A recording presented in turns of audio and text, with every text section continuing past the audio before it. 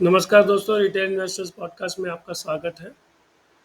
पिछली वीडियो में हमने बात की थी कि हमें एक डाउनवर्ड मूव का, एक पुल बैक का सामना करना पड़ सकता है निफ्टी में, और मैंने बोला था कि due to high inflation data हो सकता है कि एक पुल बैक हो। हाई इन्फ्लेशन डेटा की वजह से पुल बैक जो फ्राइडे को आया ही, इसके साथ में ही जो ईरान और इसराइल की जो वॉर सिनेरियो बन रहा है, उसकी वजह से लगता है कि वीकनेस और बढ़ेगी ही मार्केट में। आई होप के वो वॉर ना हो और थिंग्स एस्केलेट ना हो। बट उसको बात को छोड़ते हुए हमें अपने मार्केट की तरफ अगर ध्यान दें तो निफ्टी का हमने बोला था कि एक ट्रेंड लाइन ब्रेक हुई थी। हमने कहा था कि हो सकता है कि एक अब डाउन मूव की शुरुआत हो जो इसे 22,200 के आसपास लेके जाए। और देखिए, एक जो चैनल हमने लास्ट वीक ही ड्रॉ करा हुआ था ऑलरेडी, वहाँ से ही मार्केट ने रिवर्सल लिया है और ऑलरेडी एक उसने पुल बैक दिखा दिया है। अगर हम लोग ध्यान से इस पुल बैक को देखें तो ये एक तरह का इवनिंग स्टार जैसा बन रहा है, एक यहाँ पे आइलैंड रिवर्सल जैसा बन रहा है। देखिए, गैप डाउन के साथ शुरुआत। इसको मैं आवरली पे लेके जाऊँ, इसको डिलीट कर देते हैं एक बार। मार्केट ने गैप डाउन मूव शुरुआत की और उसके बाद पूरा दिन कोई भी पुल बैक जनरेट नहीं हुआ, और मार्केट ने एक अच्छा खासा डाउन मूव उस दिन दिया। लगभग लगभग 160 पॉइंट्स के आसपास का आई थिंक डाउन मूव आया उस दिन फ्राइडे को मार्केट में। तो ये जैसे कि अभी जो वॉर सीन बन रहा है, लग रहा है कि ये डाउन मूव अभी कंटिन्यू ही रहेगा, और जो इसको यहाँ इस लेवल के आसपास तो सीधे ही लेके जाएगा। जो लेवल जो ये निकल के आ रहा है 22,100 के आसपास का, हो सकता है कि ये ऐसे ऐसे मूव करके जाए, बट ये मूव तो अभी डाउनवर्ड्स ही लग रहा है और बहुत तेज़ी से लग रहा है कि ये मूव आएगा। मैं इसलिए तेज़ी से कह रहा हूँ क्योंकि जैसे जियो पोलिटिकल सिनेरियो बन रहा है, वो यही दर्शा रहा है कि भाई कुछ तो बड़ा ही होने वाला है। और इस बात की हमें इशारा पहले ही दे दिया था गोल्ड ने और सिल्वर ने। गोल्ड इतने दिनों से इतनी बड़ी तेजी करके हमें कुछ तो इशारा कर रहा था कि कुछ तो बड़ा होने वाला है। देखिए, गोल्ड ऊपर गया क्यों? क्योंकि किसी ना किसी को तो भाई मालूम ही होता है, हर जगह कोई ना कोई तो इन द नो होता ही है। देखिए, गोल्ड जिस हिसाब से बढ़ा है ना, जिस हिसाब से, याद है हमने एक बात की थी यूएसडी जेपीवाई की, और बोला था कि अगर ये ब्रेकआउट देगा तो it will be very negative for equity markets. देखिए, उसके ही अगले ही दिन वेंसडे को ही एक बड़ा ब्रेकआउट आया और ये अब कंटिन्यूएशन ही लग रही है यहाँ पे ऊपर जाने के लिए। अगर आपके पास इन शॉर्ट टर्म कोई लॉन्ग पोजीशंस हैं तो उनको हेज करें, और हो सके तो बेयरिश पोजीशंस ही बनाएं अगर आपको मौका मिले तो। चार्ट एक बार फिर से निफ्टी का देखते हैं। सिंपल सा चार्ट पैटर्न आपको ध्यान रखना है। कौन सा लेवल है कुछ ज़्यादा सोचना नहीं है। एक 22,000 के आसपास, 22,100 के आसपास एक सपोर्ट बन रहा है। ये इसी सपोर्ट के आसपास पहले सपोर्ट ले सकता है, कोई ज़्यादा दूर भी नहीं है, हार्डली कुछ 400 पॉइंट ही दूर है। तो यहाँ से मतलब 2% ही डाउन मूव आएगा तो ये सब टारगेट्स हिट हो जाएंगे। बट ये क्या ये यहीं पे ही रुक जाएगा? अभी थोड़ा कहना मुश्किल है कि यहाँ पे रुक के ही ऊपर चला जाएगा। It can happen, it may not happen, but still यहाँ तक का जो लेवल आए तो यहाँ पे अपने 22,100 के आसपास, 22,200 के आसपास अपने शॉर्ट्स को ज़रूर कवर करें एटलीस्ट, नहीं तो अपने प्रॉफिट्स ज़रूर कवर करें, ऐसा मेरा मानना है। ठीक है, तो सिंपल सा है। अभी तो खैर क्योंकि मार्केट को मंडे को मोस्ट प्रोबेबली गैप डाउन ही ओपन होगा, तो अभी तो आप कुछ नहीं कर सकते कि भाई अब डाउन मूव आया कि अब शॉर्ट लें कि ना लें। क्वेश्चन ये है कि अब शॉर्ट लें या ना लें। सीधी सी बात है कि अगर बहुत बड़ा गैप डाउन होता है, समझ लीजिए जैसे 200 पॉइंट का गैप डाउन होता है ना, या फिर उससे भी ज़्यादा अगर गैप डाउन ओपन होता है, तो बिल्कुल भी न्यू शॉर्ट पोजीशंस नहीं बनानी है। और जैसे कि इस टाइम पे समझ लो जैसे गिफ्ट निफ्टी है 22,450 का लेवल दिखा रहा है, अगर वहाँ पे ही एक्चुअली में निफ्टी ओपन होता है तो नई पोजीशन बिल्कुल भी नहीं बनानी है यहाँ से। अगर 200 पॉइंट का गैप डाउन मिलता है तो, अगर हाँ, अगर गैप कम मिलता है तो बिल्कुल उसको पोजीशन को नया पोजीशन बनाने के बारे में सोचना चाहिए। ठीक है। और अब ठीक है, मैंने तो फ्राइडे को भी बोला था कि भाई अब निफ्टी में या बैंक निफ्टी में शॉर्ट पोजीशंस ही लेके जाएं क्योंकि मार्केट वीक दिख रहा है। अब बैंक निफ्टी भी देख रखते हैं, बैंक निफ्टी में भी सिमिलरली वही गैप डाउन और एक आइलैंड रिवर्सल कहें इसको या इवनिंग स्टार कहें, एक एक नेगेटिव ही यहाँ पे मूव आया है। देखिए अगर हम लोग यहाँ पे इस ट्रेंड लाइन को यहाँ से अगर स्टार्ट करें, अगर मैं 1 2 3 4 5 मूव देखूँ तो ऑलमोस्ट ये सपोर्ट पे ही बंद हुआ है। याद है हमने आपको कहा था कि बैंक निफ्टी ने अभी भी सपोर्ट नहीं तोड़ा था, और अभी भी ये सपोर्ट पे ही है। बैंक निफ्टी का अगर देखें कि 48,500 का ही सपोर्ट है। बट बात इसमें ये है कि अगर ये सपोर्ट टूटता है तो उसके बाद नेक्स्ट जो लेवल्स हैं वो थोड़े दूर आते हैं, फिर वो 47,500 के आसपास के 600 के आसपास के मूव आने के चांसेस है, यानी कि यहाँ से 1,000 पॉइंट नीचे। तो ले देखे मोटा मोटी बात इतनी है कि 2% के आसपास का एक डाउन मूव इंडिसेस में दिख सकता है। वो इजीली हो सकता है 2% बैंक निफ्टी में और 2% निफ्टी में। उसके बाद क्या निफ्टी बैंक निफ्टी फिर से अपने ये लॉन्ग टर्म चैनल की तरफ जा रहा है, उसके बारे में अभी कहना थोड़ा डिफिकल्ट है। चांसेस है, जा सकता है, लाइक मैं इसको 30% चांस ही बोलूँगा अभी, क्योंकि अभी भी मार्केट बहुत स्ट्रांग है, अभी मोमेंटम बहुत स्ट्रांग है निफ्टी एंड बैंक निफ्टी में। ठीक है। सो अपने मूव को, अपने जो पोर्टफोलियो है उनको ध्यान से रखें, और थोड़ा पोर्टफोलियो हेज करना चाहें तो बिल्कुल करके रखें। जैसे कि कॉल्स बेच दें अगर आपको लग रहा है कि पुट्स महंगी हो जाएंगी क्योंकि विक्स बढ़ के आएगा, तो हो सकता है कि आप कोई कॉल्स बेच दें अगर विक्स महंगा हो रहा है तो। ठीक है ना, तो आप वो आपकी मर्जी है, आपको डिफरेंट तरीके होते हैं ये सबको करने काम करने के। देखिए ऑलरेडी हम लोगों ये ना, हम लोग सोचते हैं कि निफ्टी और बैंक निफ्टी या फिर इंडियन मार्केट्स ना आइसोलेशन में वैक्यूम में काम करते हैं, ऐसा नहीं है।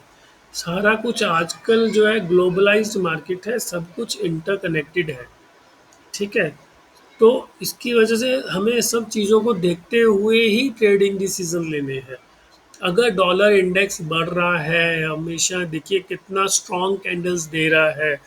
I we know that such strong and quick moves are negative for equity market. समझिए, देखिए इसने ब्रेकआउट दिया और इतना बड़ा ब्रेकआउट दिया। उधर हमारी इंडियन स्टॉक मार्केट में हम लोग रेजिस्टेंस के आसपास खड़े हैं। तो एक कॉमन सेंस वाला मूव क्या बनता है कि हम अपने प्रॉफिट्स को प्रोटेक्ट करें, और अपनी जो हमारा जो पोर्टफोलियो है उसको हेज करें या किसी तरीके से करें कि हमारा नुकसान कम हो, या ऐसे ही हम लोग थोड़ा कैश में चले जाएं, 20% 30% बुक कर लें, वो आपकी मर्जी है, मैं जस्ट एग्जांपल दे रहा हूँ। ठीक है ना, जब हमें पता है कि ये हो रहा है और हाई प्रोबेबिलिटी इवेंट यहाँ से क्या है, सिंपल सी बात है, मैं आपको दिखाता हूँ एक बार। रुकिए। यहाँ पे एक लेवल था, हमें पता है कि अगर ये ब्रेकआउट होगा सपोज, तो हमारी स्टॉक मार्केट के लिए ये नेगेटिव होगा। राइट, हमें ये पता है अच्छे से बात। ठीक है। ब्रेकआउट हुआ और एकदम से बड़ा ब्रेकआउट भी हुआ, उसके बाद भी उसको फॉलो ऑन भी हुआ। अब जब इतना हो रहा है, और देखिए सुनिए, और हमारी जो मार्केट है निफ्टी है वो एकदम रेजिस्टेंस के पास है, ऑल टाइम हाई पे है, और काफ़ी एक्सपेंसिव है, और इलेक्शन सर पे है, और जो कंपनीज रिजल्ट सीजन स्टार्ट होने वाला है। ठीक है, कितनी सारी चीज़ें बन जाती हैं, देखिए कितना ज़्यादा रिस्क हो जाता है, फैक्टर इन होता है। रिजल्ट अच्छे ना आए, इलेक्शन सही से ना जाए, हमें क्या मालूम, फ्यूचर तो नहीं देखा ना, वॉर लग जाए जैसे ऑलरेडी लग गई। ठीक है ना, तो अगर ऐसा हो रहा है, हमें ऑलरेडी साइंस मिलने शुरू हो जाते हैं। हम नहीं कह सकते कि भाई हमें तो पता ही नहीं चला। क्यों नहीं पता चला भाई, already you are near the top, resistance area में हो, आपका डॉलर इंडेक्स हो, चाहे आपका ये 10 ईयर यील्ड हो, ऑलरेडी सब यहाँ, चाहे आपका गोल्ड हो, सबने अपने जो इंडिकेशंस पहले ही दे दिए थे कि भाई रिस्क बहुत ज़्यादा है और यहाँ से एक पुल बैक आ सकता है। समझ रहे हो ना। तो हमेशा एक सेंसिबल बंदा क्या करेगा, वो हमेशा हमारा जो प्रॉफिट है उसको प्रोटेक्ट करेगा, चाहे उसको कैश में कन्वर्ट करे चाहे पुट्स ले चाहे कॉल्स बेचे, वॉट एवर जो मर्जी वो करे, पर वो कुछ ना कुछ तो करेगा ही। वी कैन नॉट बाद में से कि भाई we are innocent retail investors, तो हमें पता नहीं है, that is not going to happen ना। और मैंने आपको ऑलरेडी इस बात के लिए आगाह कर दिया था कि भाई कुछ तो यहाँ पे नेगेटिव पुल बैक आएगा ही आएगा। ये देखिए ऑलरेडी वेंसडे को ही ये जो अपना, ये देखिए यूएसडी जापानीज येन जो मैंने आपको चार्ट उस दिन ही दिखाया था कि यहाँ पे नज़र रखें, कुछ अगर ये ब्रेकआउट देता है तो एग्जिट करें। देखिए ऑलरेडी उसे वेंसडे को ही उसने बता दिया था, हमारे पास दिन थे इसके ऊपर एक्ट करने के लिए, पूरा फ्राइडे का दिन था।